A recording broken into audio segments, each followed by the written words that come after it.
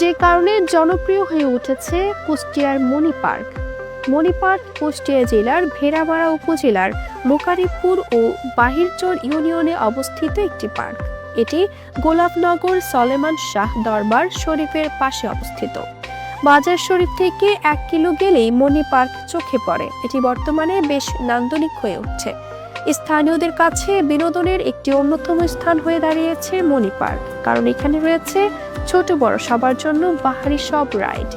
ভেতরে রয়েছে নজরকাড়া ডিজাইনের সব থিম পার্ক।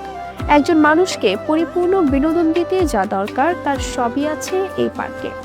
প্রতিদিন বিকেল হতে বিনোদন প্রেমীদের ভিড় বাড়তে থাকে। কেউ কেউ অবসর সময়টুকু আনন্দ কাটাতে চলে আসেন তার প্রিয়জনকে নিয়ে। তবে সবচেয়ে খুশি এখানকার ছোট ছোট শিশুরা, তারাই মূলত আনন্দ করতে আসে এখানে। এটি রাত পর্যন্ত খোলা থাকে। পাশেই রয়েছে বিভিন্ন ধরনের খাবারের দোকান। সেখানে ভিড় বেশি নারীদের, ভ্রাম্যমাণ দোকানদারের ভিড় অবশ্য চোখে পড়ার মতো।